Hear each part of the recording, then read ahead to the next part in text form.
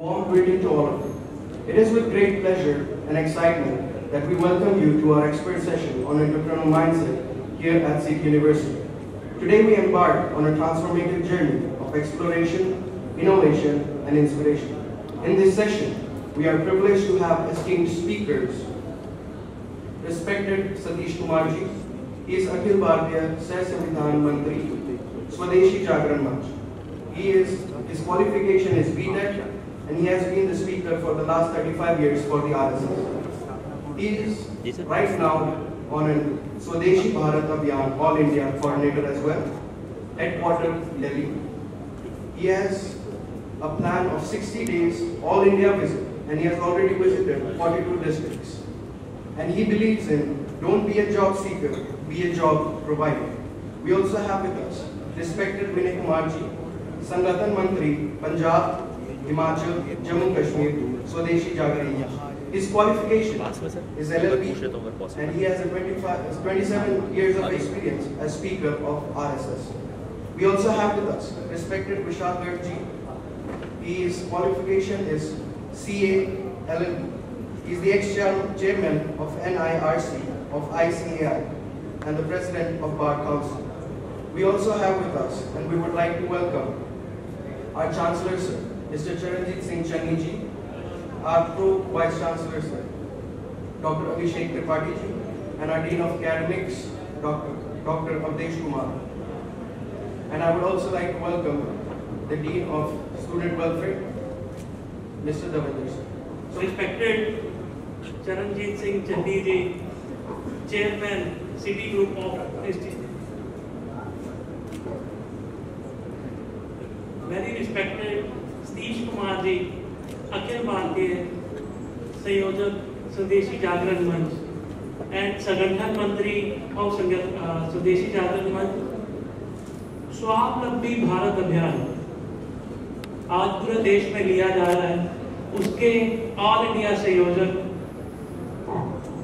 सतीश कुमार जी, अभिषेक Tripathi ji, CMA, PhD, अभी इनका card देख रहा था तो शायद कॉमर्स की कोई डिग्री ऐसी नहीं है जो इनके कार्ड में नहीं लिखी हुई, तो लगभग हर तरह की डिग्री इनके पास। और इतनी दूर इंदौर से यहाँ पंजाब में ये सिटी यूनिवर्सिटी के वाइस चांसलर, बहुत ही अच्छा लगा मिलके।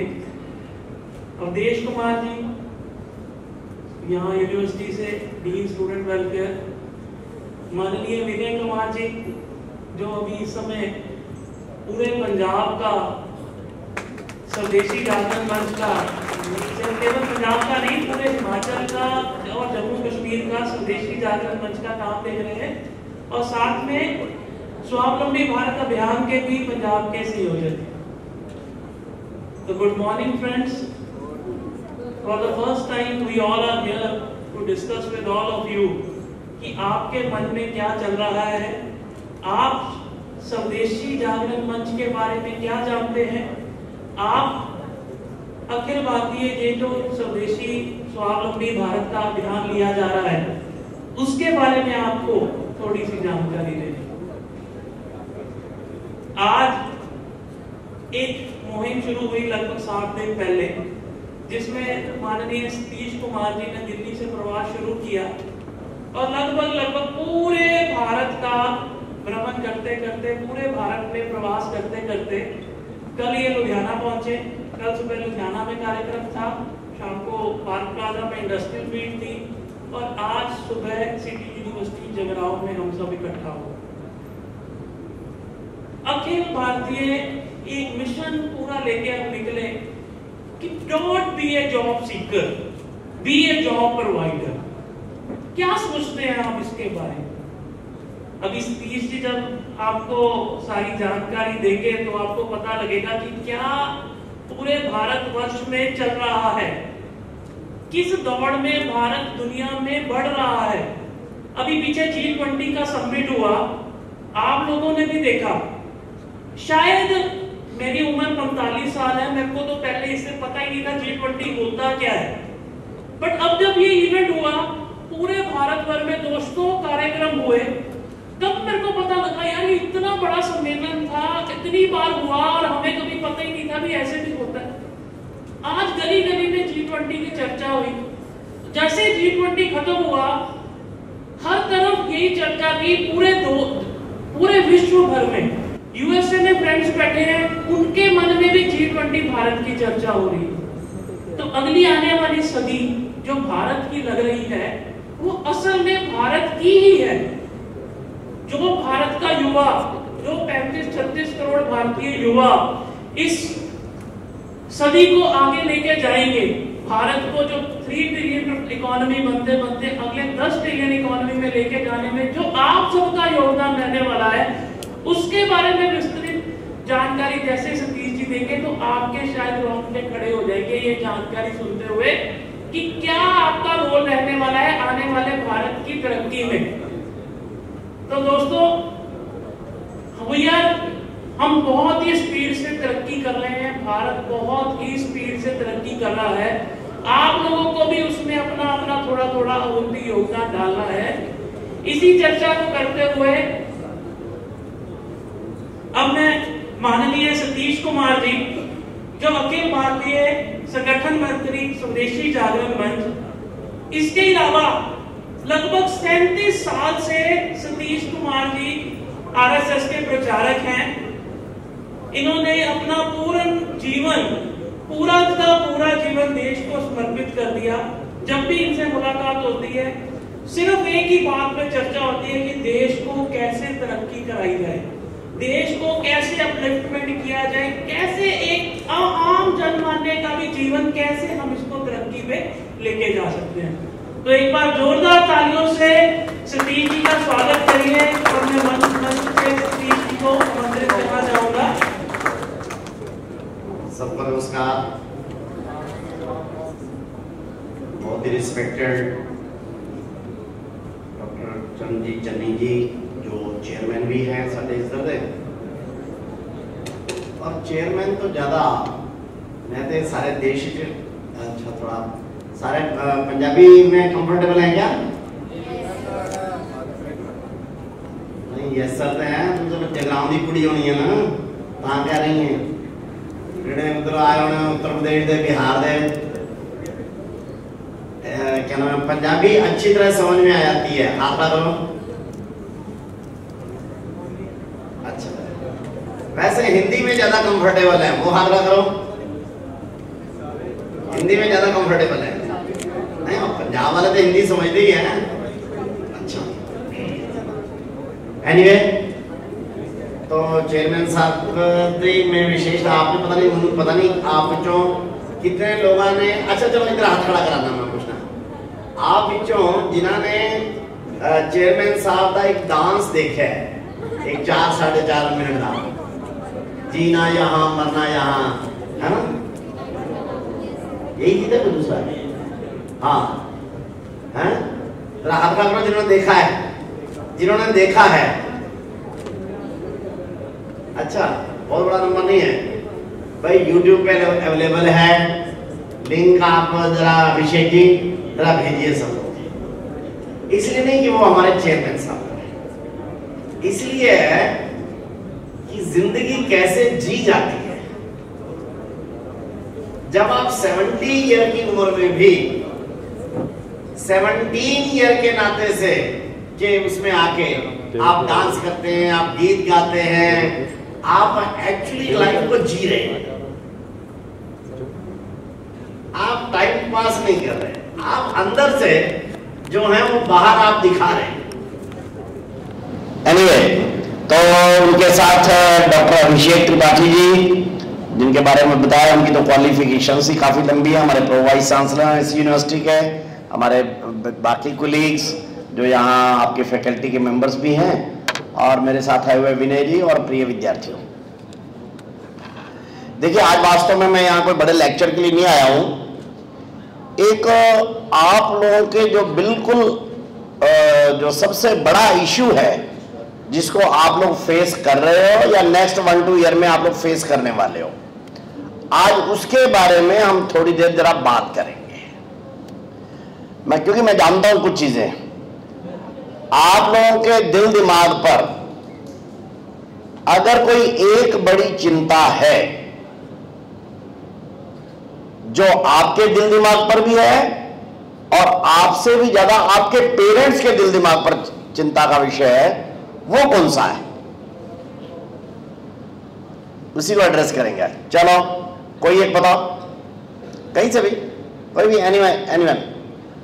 आपकी चिंता का विषय है और आपके पेरेंट्स की भी है। हाँ है क्या कहा? सक्सेस किस में? एजुकेशन में नंबर अच्छे आ जाएं,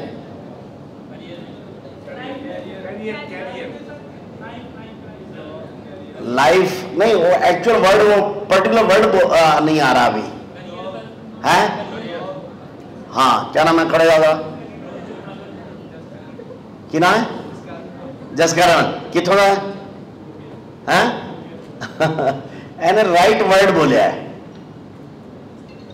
देखिए फिलॉसफिकल बहुत जो भी बोले कि हम शिक्षा क्यों पढ़ रहे हैं, ज्ञान के लिए, जीवन की सफलता के लिए, इसके लिए उसके लिए, लेकिन प्रैक्टिकल बात है, हम पढ़ाई कर रहे हैं इस सिटी यूनिवर्सिटी में या किसी भी यूनिवर्सिटी में, जब कोई लड़का लड़की पढ़ाई करने के लिए जाता है तो उसके दिमाग में एक ही विषय रहता है, आफ्टर डूइंग माई ग्रेजुएशन और post graduation whether I am going to get a job or not. और आपके पेरेंट्स की भी दिल दिमाग पर यही होती है बात कि भी लड़के को इतना पढ़ाया है, इतना खर्चा भी कर दिया है, वो जाता भी है, रात तक देर तक पढ़ता भी है। वैसे एक बार बताओ, रात देर तक पढ़ते हो या यूट्यूब और इंस्टाग्राम ही देखते रहते हैं? मैंने एक जगह कहा कि अरे देखते तो रील रहते हो, तो लड़का खड़ा हो, सर आपको कैसे पता? एनीवे, वो अलग के मैं कह रहा हूं, बट आपके पेरेंट्स भी यही सोचते हैं कि लड़का जो है या लड़की मेरी, ये क्या नाम है, कॉलेज में जा रहे हैं, खर्चा भी इतना हो रहा है, मेहनत भी हो रही है, लेकिन at the end of the day पढ़ाई पूरी करने के बाद इसको कोई जॉब मिलने वाली है या नहीं मिलने वाली? ये प्रैक्टिकल बात है कि मेरे दिल दिमाग पर और मेरे पेरेंट्स के दिल दिमाग पर यह बड़ा प्रश्न रहता है। जिनको लगता है कि मैं ठीक कह रहा हूं, हाथ खड़ा कर रहा हूं, ऊंचा ऊंचा हाथ खड़ा करेगा, पता चले कि आप साफ बात को समझ रहे हैं या उसके अलावा कुछ है। नहीं तो इधर ये जो बैठे हैं लड़के लड़कियां, आपके दिल दिमाग में कुछ हो रहे क्या? क्या वो हमास की लड़ाई हो गई है इजराइल के साथ, उसमें क्या होगा? ये चिंता का विषय क्या आपका? है ना? आई वांट टू आस्क, इधर के लेफ्ट साइड के लड़के लड़कियों ने हाथ नहीं खड़े किए, आपकी चिंता का विषय और आपके पेरेंट्स की चिंता का विषय क्या है? कोई बोलो जिन्होंने हाथ नहीं खड़ा किया। हाँ हाँ दे जरा इसको, चल भाई, और खड़ा हो यार, दास्ते सही कर, या तो तुम सुने ही नहीं फिर मैं की कह रहा हूं। एनीवे सुनो भाई, वो मैं हाथ इसलिए खड़ा है, whether I want to check whether you are listening me or something, कुछ या नीचे मोबाइल चल रहा है, उस पर चल रहा है कुछ। देखिए भाई, ये आधा पौना घंटे का टाइम है और seriously I am talking to you, I am here not for a lecture जनाब। दिल्ली से मेरे को यहां पर आने की जरूरत नहीं है भाई। मैं दिल्ली यूनिवर्सिटी में जाता हूं, JNU में जाता हूं, क्या IP यूनिवर्सिटी में जाता हूं, देश भर की सेंट्रल यूनिवर्सिटियां हैं, स्टेट यूनिवर्सिटियां हैं, तो मुझे यहीं पर ही कोई आने के लिए, कोई लेक्चर करने की कोई इच्छा नहीं है। और कोई यहाँ मेरे को मिलना है ऐसा तो कोई, चेयरमैन साहब कुछ है तो नहीं ऐसा कुछ ना, कोई चांस भी नहीं है। चेयरमैन साहब ही कह रहे कि नहीं है, तो ध्यान कर लिए। सुनो भाई, आप ये जो टीचर बीच में खड़े हैं उनसे रिक्वेस्ट है, प्लीज आप बैठ जाइए, आप ना प्लीज बैठ जाइए, चिंता नहीं करिए, देखेंगे। इसलिए आप जरा अटेंटिव हो जाइए भाई। सुन लो, मैं आप लोगों से, आप यूं समझ लीजिए, आपकी फैमिली के एल्डर के नाते से आज बात करने के लिए आया हूं। मुझे अगर लेक्चर देना होगा ना, मैं बहुत यूनिवर्सिटियां मेरे पास, मैं दे लूंगा कहीं पर, और बड़े ऑडिटोरियम में बड़ी चीजें जगह है। यहां केवल आप लोगों से थोड़ी देर के लिए बातचीत करने के लिए आया हूं। अगेन आई एम रिपीटिंग, आप ये समझिए कि मेरे परिवार का कोई एल्डर यहां खड़ा है, इसलिए ये वन साइड लेक्चर भी नहीं होगा, बीच में मुझे पूछना भी पड़ेगा आपसे। अगेन चलिए शुरू करते हैं। तो मैं पूछ रहा हूं आपके और आपके पेरेंट्स की चिंता का विषय सबसे बड़ा ये होता है कि इसको यहां ग्रेजुएशन पोस्ट ग्रेजुएशन करने के बाद इसको कोई नौकरी, इसको कोई जॉब, इसको कोई अपॉर्चुनिटी, कोई इसको वो मिलने वाली है या नहीं मिलने वाली, ये रहता है। जो मैं कह रहा हूं ठीक कह रहा हूं, हाँ ये सबसे प्रमुख रहता है। ऊंचा हाथ करो तो एक बार ऊंचा करिए, हाँ दैट्स गुड, इसका मतलब आप सुन रहा हो गया, ठीक।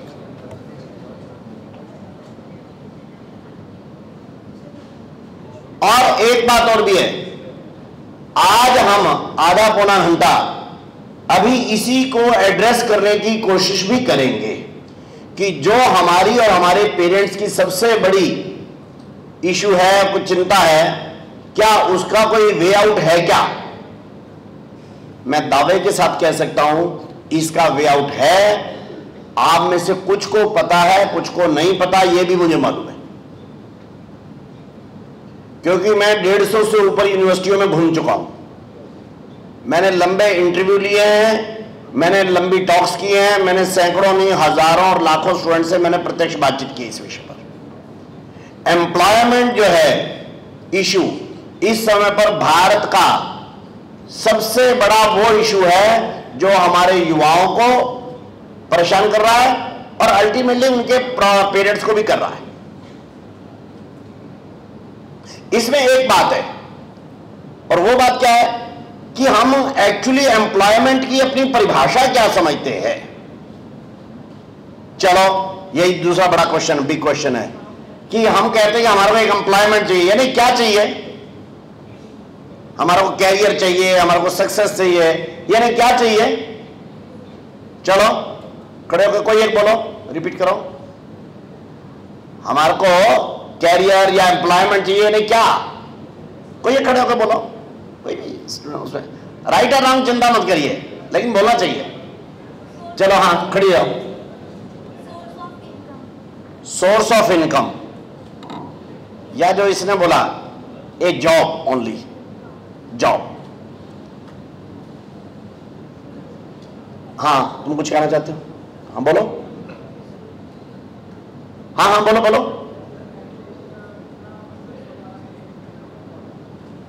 एटलीस्ट इतना कमाई हो जाए कि लिविंग स्टैंडर्ड जो है वो ठीक रहे। हाँ ध्यान करो भाई, अभी आप लोग एक्चुअल नहीं बोल रहे हो, आपके दिमाग में क्या मैं बोल देता हूं, पता नहीं यहाँ क्यों संकोच कर रहे हो। की गल है, मैं थोड़े पंजाब दा ही है यार, चिंता ना करो।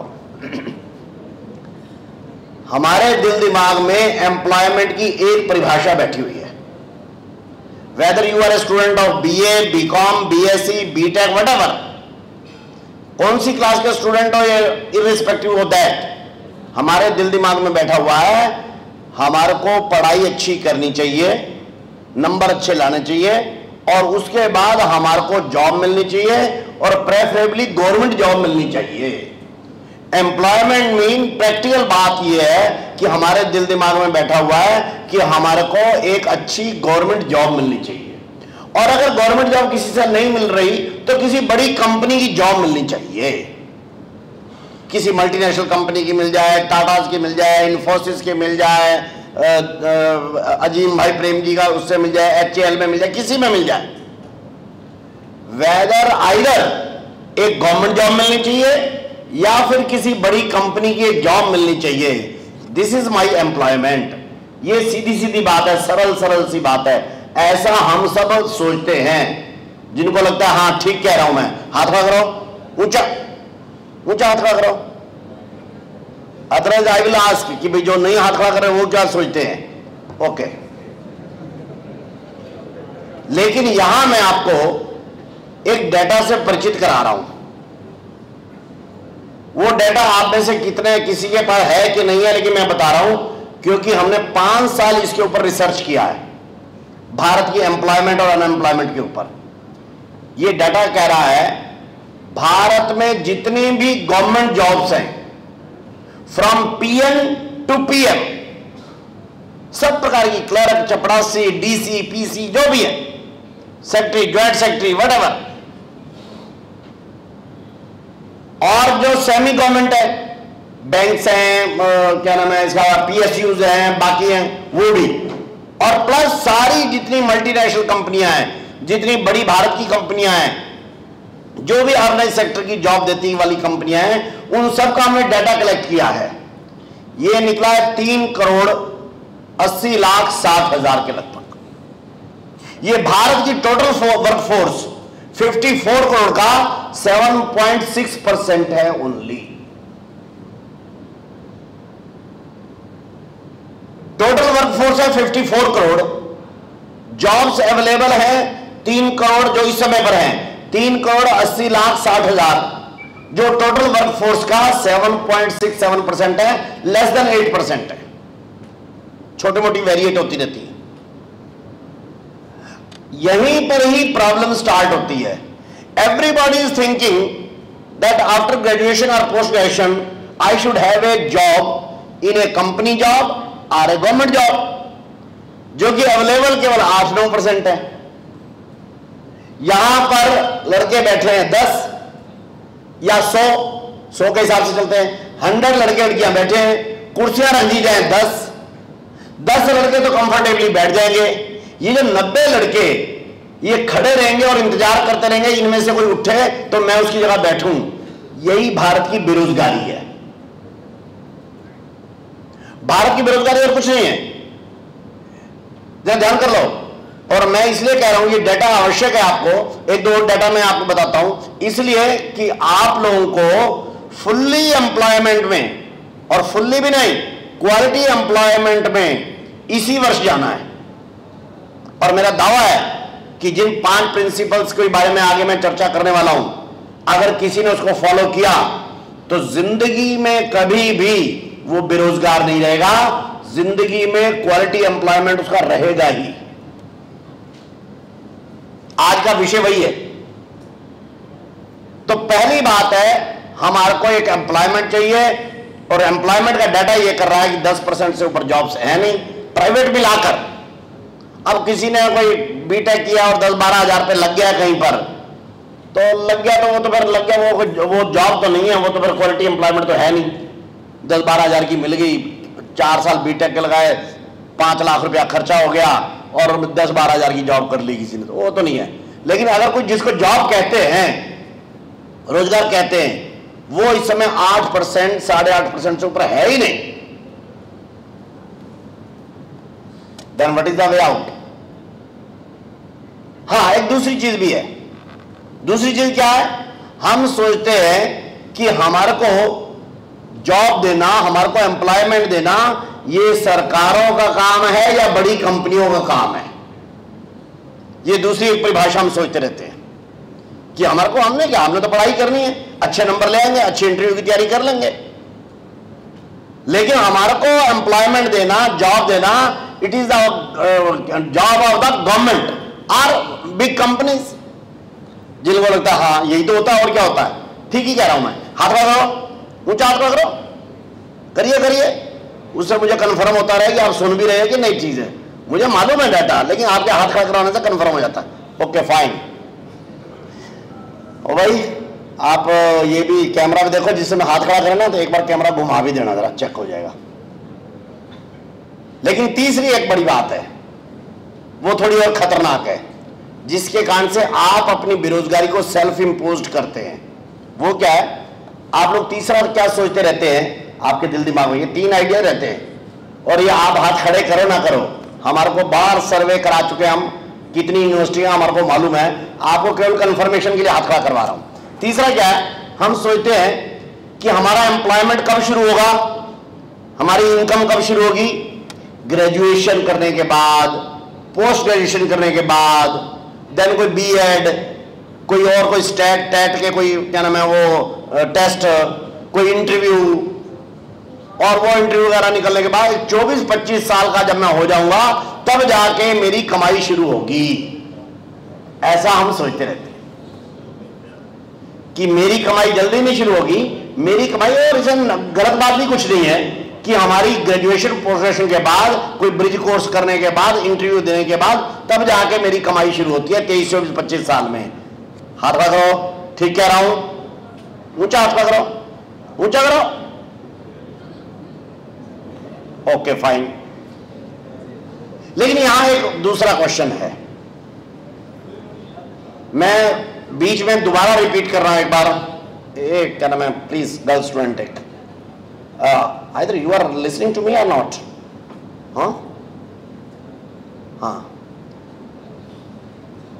Okay fine.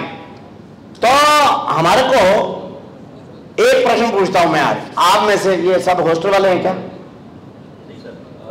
डे स्कॉलर है ना ज्यादातर? ओके, मिक्स भी है, डे स्कॉलर भी है और वो भी है, ओके ओके फाइन।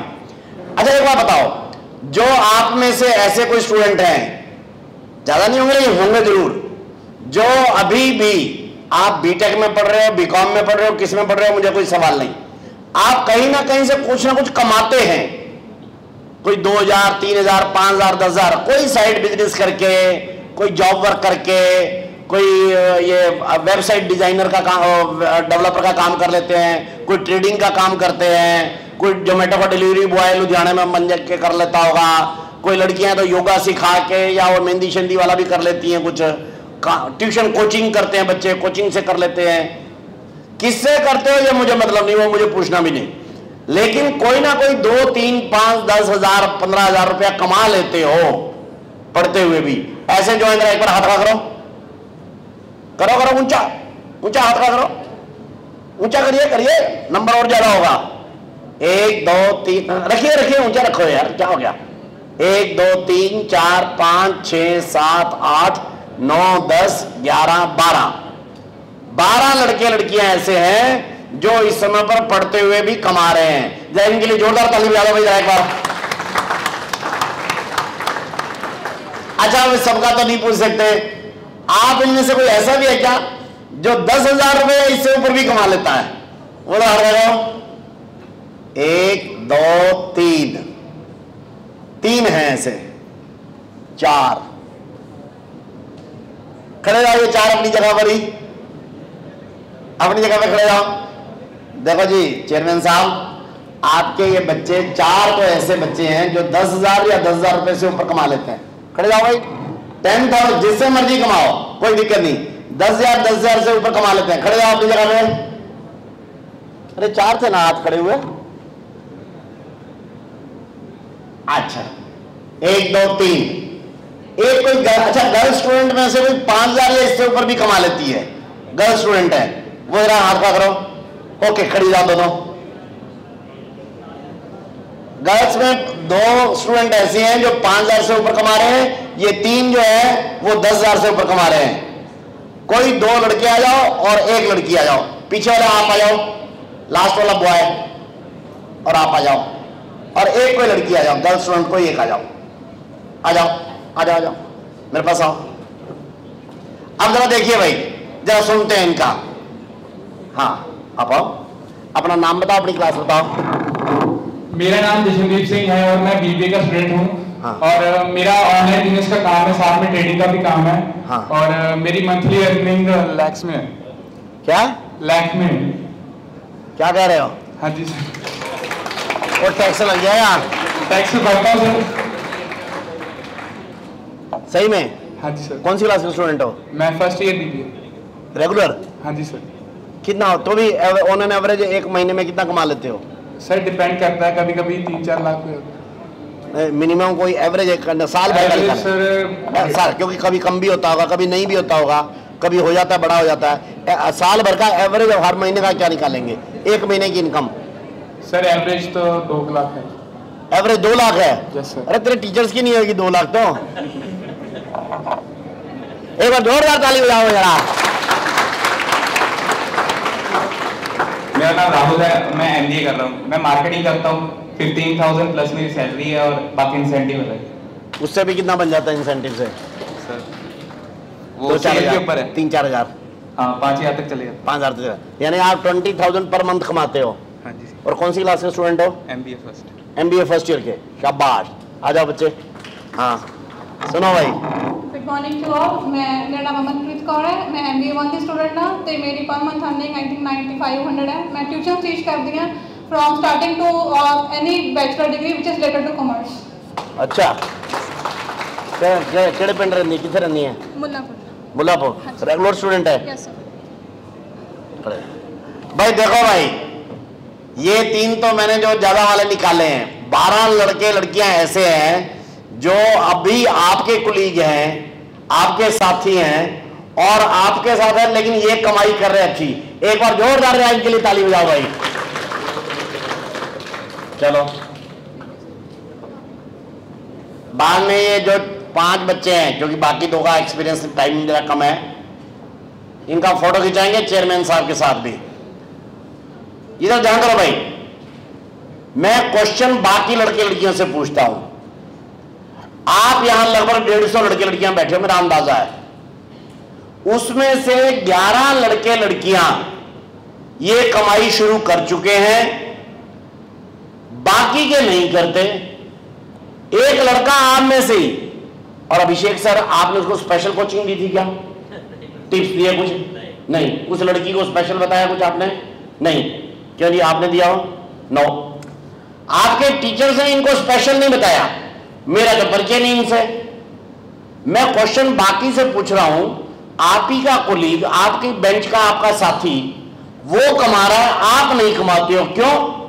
उत्तर दो, क्यों नहीं कमाते हो? कोई दो भाई। ये आप लोगों के साथ है, इनको स्पेशल कोई कोचिंग नहीं दी गई, टिप्स नहीं दिए गए, मेरा परिचय नहीं, वो कमा रहे हैं, आप नहीं कमाते हो, क्यों नहीं कमाते हो? मुझे उत्तर चाहिए, क्योंकि इसमें आपकी सफलता का उत्तर छिपा है, इसलिए कोई बताओ। चलो आप खड़े जाओ, खड़ा जाओ। हाँ बोल।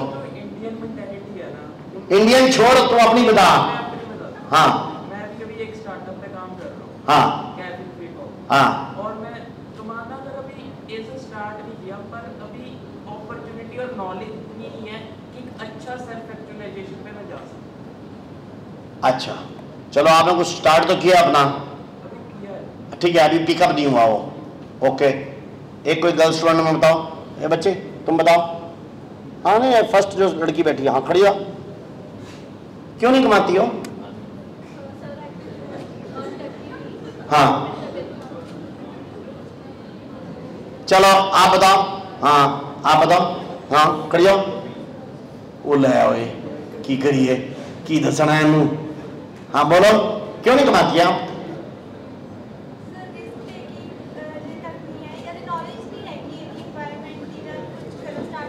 ओके बैठो बैठो। देखिए भाई सुन लो, मेरे से बात करना है सीरियसली। हमने अपने आप को बेरोजगार रखने का निश्चय किया हुआ है। दोष देते हैं सरकारों को, अपने कॉलेज यूनिवर्सिटी को कि इन्होंने पढ़ाया नहीं, हमारे को नहीं। ध्यान करो, प्रॉब्लम वहां नहीं है, प्रॉब्लम यहां है। हम कैसे बेरोजगार रहें, हम रोज यही सोचते रहते हैं। नहीं तो कोई लड़का, कोई कारण नहीं है कि ये 7 साल लड़की कमाती है, इधर नहीं कमाता, इधर वाला लड़का कमाता है, ये नहीं कमाता। क्यों भाई? इन 11 ने ये निश्चय नहीं किया कि मुझे बेरोजगार रहना है। एक मिनट को बात बताओ, ये जो लड़का, मैं चलो वो तो एक्स्ट्रा ऑर्डिनरी है, 1 लाख 2 लाख का कह रहा है, उसको छोड़ो। ये जो दूसरा लड़का मार्केटिंग करता है, और ये जो लड़की क्या नाम है जिसने कहा कि मैं 9,500 रुपए कमाती हूँ, 9,500 और ये 20,000 रुपए कमाने वाला। अरे ये 20,000 कमाने वाला लड़का है, फर्स्ट ईयर का है, MBA फर्स्ट ईयर का लड़का है। ये यही प्रैक्टिस करता रहेगा तो अभी 20,000 कमा रहा है, फाइनल ईयर आउट होने से पहले पहले तक ये नेचुरली बात है 30-32,000 रुपए कमाएगा। अब 30-32,000 कमाने के बाद ये यहां से निकला, इसको कोई जॉब अपॉर्चुनिटी मिल गई तो वेल एंड गुड, नहीं मिली तो 30-32,000 रुपए तो पार्ट टाइम कमा रहा था, फुल टाइम होते ही ये 50-60,000 कमाने लग जाएगा। ये लड़का जिंदगी में कभी बेरोजगार नहीं रहेगा। और मैं पक्का बता रहा हूं, ये 11 लड़के कभी बेरोजगार नहीं रहेंगे। हां, ये मैं गारंटी देता हूं, आज के मेरे इस लेक्चर के बाद आप में से कोई भी बेरोजगार नहीं रहेगा।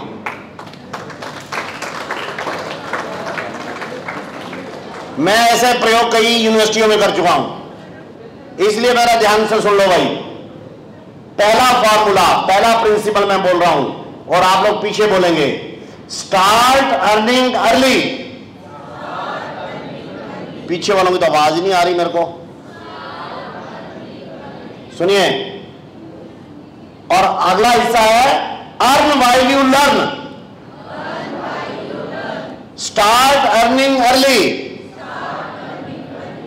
Earn while you learn. विश्व का सबसे अमीर आदमी 6 नंबर का, उसका नाम है वॉरेन बुफे। जिन्होंने वॉरेन बुफे का नाम सुना है तो हाथ खड़ा करो। Oh that's good number, fine. Who is he, बताओ कौन है? इन्वेस्टर। कहां रहता है? बांग्लादेश में। हाँ हाँ, यूएस। Okay fine. अमेरिकन है, उसका एक कोट बोलता हूं। He says, I started earning when I was at the age of 11. Warren Buffett बोल रहा है I started earning when I was at the age of 11, और आगे वो कहता है but now at the age of 72 I think I started late. Had I started 6 months or 1 year earlier. Bharat की industry के भीषम पितामह किसको मानते हैं? भारत की इंडस्ट्री का बिग नाम कौन सा है? टाटा। जमशेद टाटा। जमशेद टाटा ने कौन सी उम्र में कमाई शुरू की मालूम है? लास्ट गर्ल स्टूडेंट बताओ जरा, जमशेद टाटा ने कमाई कब शुरू की?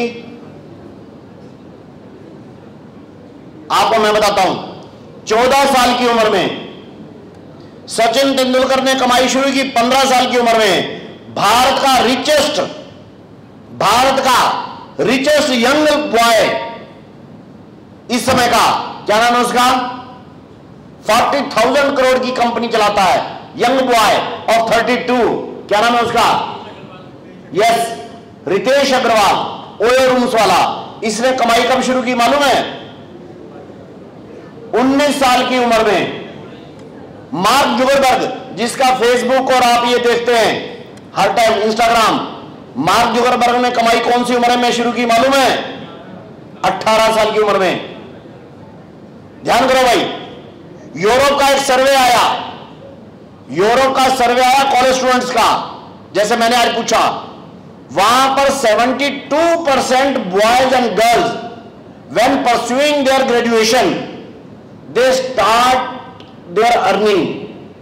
वहां ये बड़ा कॉमन है कि बीए फर्स्ट ईयर का लड़का है और वहां करता है, बीटेक फर्स्ट ईयर का लड़का है, पढ़ाई करता है, शाम को 4 घंटे पेट्रोल पंप पर अपना पेट्रोल डिलीवरी का काम करता है और $20 लेकर चला जाता है। कोई लड़की बीएससी सेकंड ईयर कर रही है और किसी रेस्टोरेंट में वेटरेस का काम करती है 3 घंटे और $15 लेकर चली जाती है। और 72% boys and girls of Europe they are earning when they are learning. जब ग्रेजुएशन पोस्ट ग्रेजुएशन उस समय पर वो कमाई शुरू करते हैं। हमारे इंडियन की प्रॉब्लम क्या है? वो लड़का ठीक कह रहा, हमारे दिल दिमाग में बैठा हुआ कमाई तो 23, 24, 25 साल की उम्र में, जब ग्रेजुएशन पोस्ट ग्रेजुएशन कोई इंटरव्यू फलाने ठिकाने करने के बाद कोई कंपनी कोई आएगी, कोई गवर्नमेंट कोई आएगी, 24-25 साल बाद जब, तब हम कमाना शुरू करेंगे। हमारे पता नहीं कहां दिमाग लगे, तब तक हम ऐसे ही चलते रहते। और यूरोपियन बच्चे वो बड़े, और यूरोपियन क्या, मैं बता रहा हूं भारत के, हमने 200 मिलियनियर बिलियनियर को स्टडी किया। 60% of those in the millionaire और बिलियनियर ऑफ द वर्ल्ड, 60% उनमें से 20 से नीचे उन्होंने कमाई शुरू कर दी। और हम पता नहीं कौन सी दुनिया में जीते रहते हैं। हम ऐसी ख्याली दुनिया में जीते हैं, इसीलिए हमारे को आगे जलकर अनएम्प्लॉयमेंट आती है, ना हमारे को भी प्रॉब्लम रहती है, पेरेंट्स भी होते हैं। एंड ऑफ द डे क्या होता है मालूम है आप लोगों को?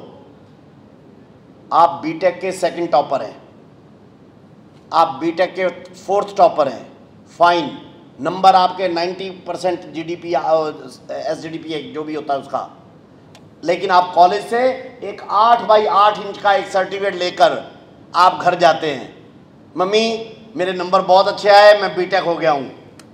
पर ना आप खुश हैं ना माँ खुश है। क्यों?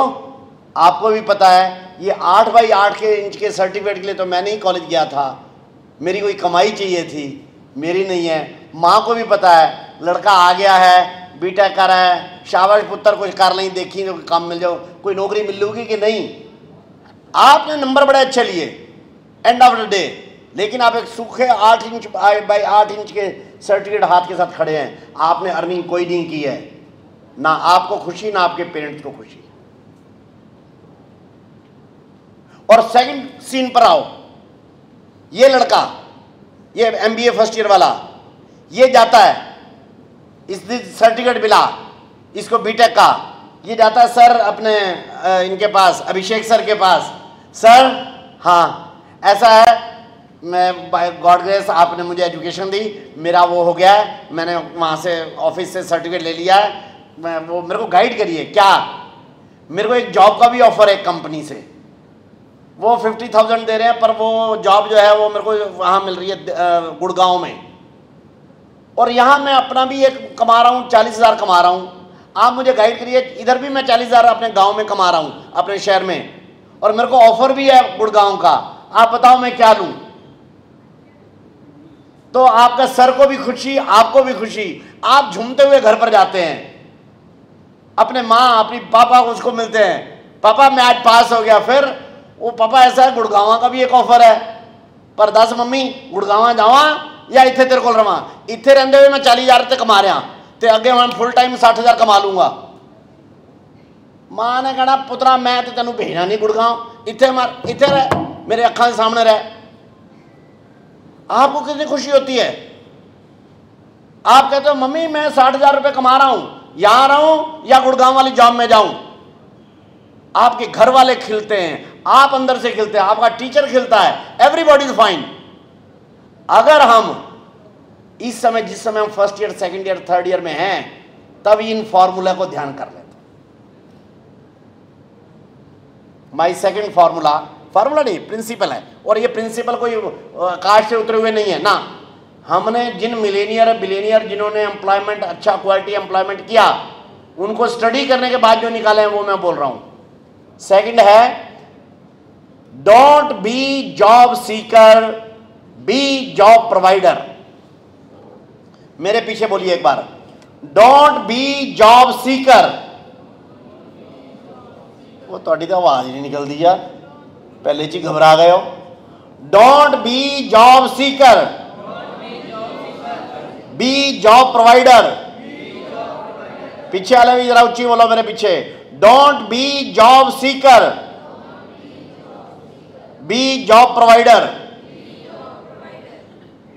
2007 की बात है, चंडीगढ़ के दो लड़के, एक का नाम सचिन, एक का नाम बिन्नी, कैट का वो एग्जाम क्लियर हो गया, IIT करने के लिए दिल्ली में गए।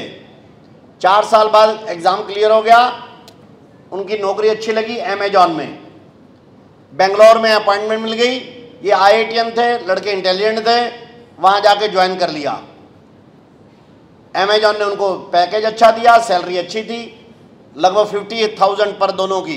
2008 में 50,000 बहुत ज़्यादा थी, इनको अच्छी जॉब मिल गई, दोनों स्टार्ट हो गए। 5-6 महीने करने के बाद कहने लगे अरे भाई ये अमेजॉन वाले हमारे को क्या देते हैं, हम IITian है, इतने टॉपर लड़के हैं, 50,000, और आगे क्या देंगे?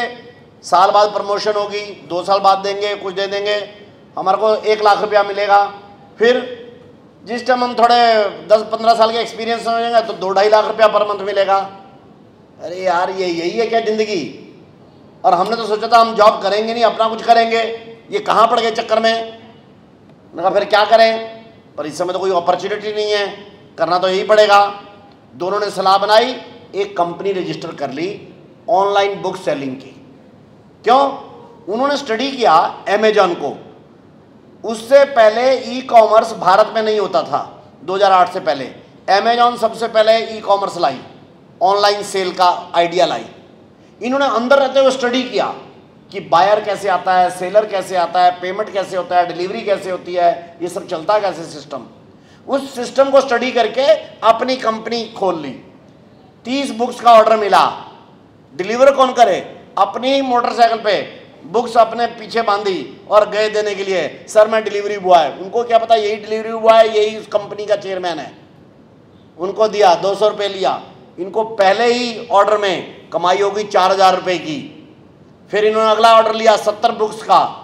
धीरे धीरे जैसे इनके पास 10-12 लड़के डिलीवरी बॉय हो गए, इन्होंने अपनी जॉब से इस्तीफा दे दिया और बुक्स के अलावा बाकी आइटम बढ़ाने शुरू किए। कंपनी ग्रो करने लग गई। 1.5 साल 1.25 साल इन्होंने अमेजॉन की नौकरी की और फिर ही अपनी कंपनी को ग्रो करने में लग गए। 2018 में कंपनी इतनी बड़ी हो गई कि अमेजॉन की मेन कंपटीटर इंडिया के अंदर इनकी कंपनी हो गई। क्या नाम है उस कंपनी का? आप तो टीचर हैं सर, स्टूडेंट बताओ उस कंपनी का नाम क्या है? हैं? ओह फाइन, शुक्र है, अच्छा बताया। जरा एक बार ताली बजा दो जरा इनके नाम पे। फ्लिपकार्ट। और जब इन्होंने देखा अमेजॉन ने कि अरे ये तो हमारे बराबर की कंपटीटर हो गया है, उसने डॉलर फूकने शुरू किए। इन्होंने स्ट्रेटजी बनाई। अमेरिकन कंपनी दूसरी वॉलमार्ट जो अमेजॉन को टक्कर देती थी, उससे इन्होंने कोलैबोरेट कर लिया और अपनी कंपनी को कहा कि मेजॉरिटी शेयर आप ले लो।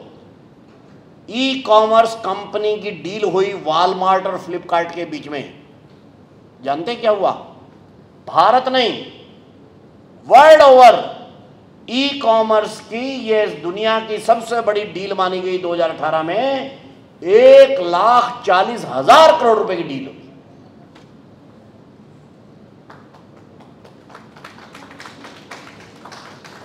This is the power of don't be job seeker, be job provider. जब आप जॉब में रहते हैं तब आपका स्केल 50,000, 1 लाख, 1.5 लाख, 2 लाख, इससे ऊपर नहीं जाता है। जब आप जॉब प्रोवाइडर पर आते हैं तब आप केवल और केवल 9 साल के अंदर 1,40,000 करोड़ रुपए की कंपनी खड़ी करते हैं। जॉब सीकर जो है वो अपने अंदर का कुछ नहीं करता, केवल हर समय दिमाग में क्या पालता रहता है? अपने बॉस को कैसे खुश रखूं, अगली प्रमोशन कैसे लूं, बस। डर साथ में ये कि कहीं थोड़ी गड़बड़ी हो गई तो बॉस निकाल ना दे कंपनी में से। ये जॉब सीकर इसी मेंटेलिटी में जीता है। और जब जॉब प्रोवाइडर बनते हैं, एंटरप्रेन्योरशिप पे आते हैं, आप अपने माइंड को दूसरे लेवल पर लाते हैं, तब आप अपने अंदर के चारों सिलेंडर ब्लास्ट करते हैं। तब आप रात के 11 बजे भी सोचते हैं, तब आप सवेरे 6 बजे भी फोन लगाते हैं, तब आप सब कुछ करते हैं। तब आप 9 to 5 की मानसिकता में नहीं रहते। No, you are a for better man. दूसरे किसी को उदाहरण देने की जरूरत नहीं, स्वयं आपके चेयरमैन साहब जॉब प्रोवाइडर का सबसे एक्सेलेंट एग्जाम्पल है। चेयरमैन साहब अपने टोटल सिटी ग्रुप में जालंधर और यहाँ मिलाकर total teaching non teaching total employ कितना होगा? रफ एस्टिमेट 1600 है।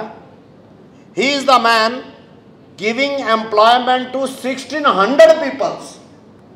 1600। When you are a job provider, इस मेंटल लेवल पर आते हैं, जॉब सीकर नहीं रहते, तब आप मिरेकल करते हैं, तब आप क्वालिटी ऑफ लाइफ इसको बहुत रेज करते हैं। My third idea, think big, think new, think out of box. एक बार मेरे पीछे बोलिए, think big, think new, think out of box. जरा ऊंचा बोलो, और पीछे वाला जरा कमजोर क्यों बोलते हो भाई? Think big, think new, think out of box. मेरे से एक जगह मैं फरीदाबाद में लेक्चर कर रहा था, एक लड़की खड़ी हो गई, सर थिंक बिग और थिंक न्यू तो ठीक है, थिंक आउट ऑफ बॉक्स क्या होता है? तो मेरे को और कुछ नहीं सूझा, मैं हरियाणा में था, हरियाणा का ही रहने वाला हूँ वैसे मैंने कहा उसको, थिंक आउट ऑफ बॉक्स ना बाबा रामदेव होता है। बाबा रामदेव का तो नाम सुना है? जिन्होंने बाबा रामदेव का नाम सुना हुआ है हाथ खड़ा करो। ज्यादातर ने सुना है, कोई एक आधा होगा नहीं इसका। आगे जो मैं बताने जा रहा हूं जरा कान खोल के सुन लो जरा भाई, क्योंकि ये आइडिया आपके फ्यूचर को चेंज कर सकता है। आपके फ्यूचर को मैंने नीचे ही आते हुए पढ़ा, शायद इसका है, नेल्सन मंडेला का है या किसका है? व्हेन यू क्रिएट योर जन्म future, this is the only way you create your future. ये जो मैं बता रहा हूं, थिंक आउट ऑफ बॉक्स की पावर। बाबा रामदेव 10वीं 11वीं पास लड़का है केवल, हरियाणा के महेंद्रगढ़ जिले का रहने वाला है। वो इलाका वैसे भी आर्थिक रूप से थोड़ा नीचे है, एक किसान परिवार का लड़का है ये। जिस समय 16-17 साल का था, खानपुर गुरुकुल में गया, वहां बालकृष्ण के साथ दोस्ती हो गई और ये भागकर वहां से चले गए हरिद्वार। क्या करने? क्या जी हम तो योगा प्राणायाम करेंगे, ये हम ये संस्कृत या ये पढ़ाई वढ़ाई नहीं करते। वहां जाके उन्होंने सारी की सारी योगा और प्राणायाम सीखा। 5-6 साल में योग प्राणायाम के एक्सपर्ट हो गए। लेकिन योग प्राणायाम it is not new to the Baba Ramdev और क्या नाम है भारत, नो। 3500 साल से योग प्राणायाम करते हैं। लेकिन बाबा रामदेव ने एक आउट ऑफ बॉक्स आइडिया आया उसके दिमाग में।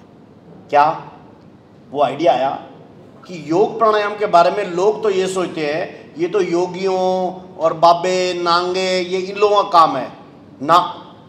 योग प्राणायाम ये सामान्य आदमी का हेल्थ, स्वास्थ्य इसको ठीक कर सकता है। और दूसरा पक्ष ने सोचा अगर मैं लोगों का स्वास्थ्य ठीक कर दूं तो लोग मुझे बड़ी मात्रा में पैसा देंगे, मैं तो बड़ा मात्रा में पैसा कमाऊंगा। This out of box idea कि योग प्राणायाम से भी कमाया जा सकता है, this was new idea which came in the mind of Baba Ramdev. और बाबा रामदेव ने सारे देश में खिचक खिचक ट्यों ट्यों ट्यों ट्यों ट्यों ट्यों यही किया। और क्या किया? योगासन की मुद्राएं ऐसे ऐसे, बस ये करो वो करो। आज जानते हैं बाबा रामदेव कितनी करोड़ की कंपनी है उसकी? पतंजलि कंपनी। किसको मालूम है बाबा रामदेव की पतंजलि कंपनी कितने करोड़ की कंपनी है? लास्ट जरा खड़े होकर बताओ। पीछे हाथ खड़ा किया किसी ने? उसने सोचा वैसे ही हाथ खड़ा कर दो, पता नहीं बार बार हाथ खड़ा करवा दें नहीं तो मुश्किल हो जाएगी। चलो आगे वाले में से बोलो, कोई बोलो। बाबा रामदेव की पतंजलि ग्रुप का कितना वैल्यूएशन है? हैं? हो थोड़ा आगे बढ़ गए भाई। बाबा रामदेव की दोनों कंपनियां, रुचि सोया को भी मर्ज कर लिया है। इस समय उनका वैल्यूएशन है 30,000 करोड़ रुपए, 30,000 करोड़ रुपए। बाबा रामदेव ने कोई पढ़ाई नहीं की, आपकी तरह बीटेक नहीं की किसी अच्छे कॉलेज से, नो। बाबा रामदेव की कोई बड़ी फैमिली नहीं है, गरीब किसान परिवार का है। बाबा रामदेव का कोई टेक्निकल वो बैकग्राउंड नहीं है, नो, नथिंग। और उसका प्रोडक्ट क्या है? खिचक खिचक ये प्राणायाम है। बाबा और रामदेव करते क्या है? यही करते, ऐसे करो वैसे करो, पेट हिला देता है, बस लोग खुश कर देता है, बस। ध्यान करिए, आउट ऑफ बॉक्स आइडिया से बाबा रामदेव ने 30,000 करोड़ की कंपनी बनाई है। 1 लाख लोगों को डायरेक्ट जॉब दे रखी है और इनडायरेक्ट है वो तो लाखों अलग से। और यही बात मार्क जुकरबर्ग के लिए भी लागू है और यही बात स्टीव जॉब के ऊपर भी लागू है। स्टीव जॉब जिसने एप्पल कंप्यूटर बनाया वो किसी कॉलेज का ग्रेजुएट नहीं है, वो भी एक गरीब किसान का लड़का है। आउट ऑफ बॉक्स उसके माइंड में आइडिया आ गया कि मैं एप्पल कंप्यूटर या ऐसा कंप्यूटर बना सकता हूं, और उसने सारी दुनिया बदल दी। केवल 52 ईयर्स जिया स्टीव जॉब, लेकिन दुनिया की पहली $1 ट्रिलियन की कंपनी बना के गया। ध्यान करना, my 4th idea is be passionate. पीछे बोलिए, बी पैशनेट, ऊंचा बोलो, be passionate, hard working, risk taking, reliable and techno savvy. ये जब हमने स्टडी किया इन मिलेनियर बिलेनियर को, इनमें 5 गुण ये कॉमन निकल के आए। अभी जब मैं नीचे बैठा था तो आपके चेयरमैन साहब कह रहे थे हार्ड वर्किंग होना ना ये इतना बड़ा गुण है कि इसके सामने जीनियस भी फेल है, और मैं एग्री करता हूँ उनसे। ये नहीं बता रहे थे, उससे पहले भी हमने उनके 5 वर्चूज, ये जो मिलियनियर बिलियनियर को स्टडी किया उसमें लिखा। इसलिए एक बार पीछे बोलो दोबारा से, be passionate, hard working, risk taking, reliable and techno savvy. And fifth and last is nation first, swadeshi must. एक बार पीछे जरा मेरे बोल दीजिए, nation first, swadeshi must, nation first, swadeshi must. ये 5 आइडियाज को मैंने देखा जिन्होंने अपने जीवन में प्रैक्टिस किया है। देखो मैंने बोला, आपने सुना, हाथ उठ खड़े किए, दिस इज वन थिंग, लेकिन मैं बता रहा हूं मेरे को भी इतना फॉलो करने की जरूरत नहीं। ये जो 9 लड़के लड़कियां जो आपके कुलीग हैं 11, फर्स्ट स्टेप यहां से स्टार्ट होता है। हाँ, एक ने मेरे से ये जरूर पूछा कि सर कौन सा काम से शुरू करें। मैंने उसका जरा ध्यान करना, ये दोबारा मेरे से तो क्वेश्चन पूछा है, किसी और से मत पूछना कि तो फिर कहां से शुरू करूं। मैंने कहा अपने मन से देखना, आपकी स्ट्रेंथ क्या है, आपका मन बताता है, दिमाग भी नहीं बताता, मन बताता है। जो आपको कंफर्ट देता है, जो आपको अच्छा लगता है, आपको लगता है मैं ट्यूशन पढ़ा के कमा सकता हूं, ट्यूशन पे शुरू होइए। आपको लगता है मैं योगा से कमा सकता हूं, ओके। आपको लगता है मैं ट्रेडिंग से शुरू कर सकता हूं, ओके। आपको लगता है डिलीवरी बॉय से मेरे को अच्छा लगता है, ओके। आपको लगता है सिंगिंग से मैं कमा सकता हूं, ओके। आपको लगता है यूट्यूब से कमा सकता हूं, फाइन। जो आपका मन कहता है कि मैं इसमें कंफर्टेबल हूं, मैं इसमें जिंदगी आपने निकालना चाहता हूं, उसमें आपको सबसे अधिक सफलता मिलती है। उस काम को शुरू करिए। और दूसरी बात है, आज से शुरू करना, बहुत हुआ तो अगले हफ्ते से शुरू करना। इससे लेट किया तो फिर आप उसी ट्रैक पर पड़ जाओगे। लेकिन मेरा यह दावा है कि जो अर्ली स्टार्ट करते हैं, मन की सुनते हैं और थोड़े पैसे शुरू करना। मेरे से पूछते हैं कि लोन कहां से लिए, मैं कहा मत लोन लेना, शुरू में तो बिल्कुल लोन नहीं देना चाहिए, ऑफर भी करे तब भी नहीं लेना। कोई बैंक मैनेजर आपके फादर का दोस्त हो सकता है, वो कहता है मैं तुम्हारे को 2 लाख लोन देता हूं, रिफ्यूज करिए। जितना पैसा आपके फैमिली, आपके फ्रेंड्स के पास है, जिसमें ब्याज नहीं है और जिसका हर महीने का तगादा नहीं है, उतने पैसे से शुरू करना, जल्दी शुरू करना, मन जो कहता है उस विषय को स्टार्ट करना। मैं गारंटी से कह रहा हूं, और बाकी के 4 चीजों को फॉलो करना, आप जिंदगी में कभी बेरोजगार नहीं रहेंगे।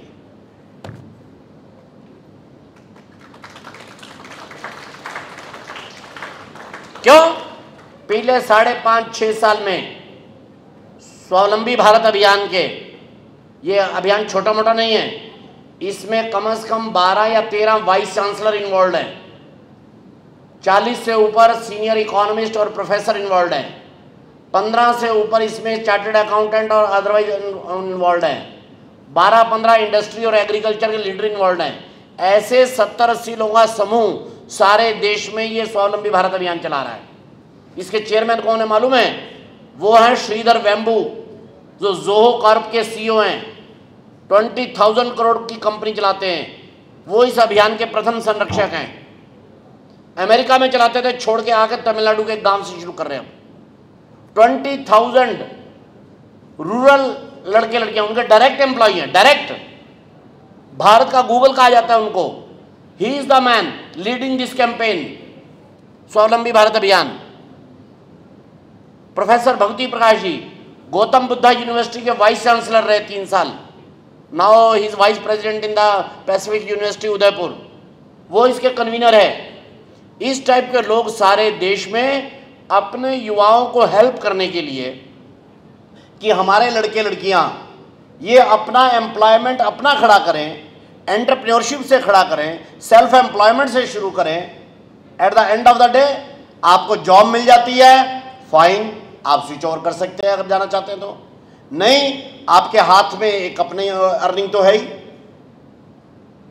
तो अपनी अर्निंग है और जॉब का ऑफर है, दोनों में से एक तो पक्का है, दोनों है तो फाइन, चॉइस आपके हाथ में।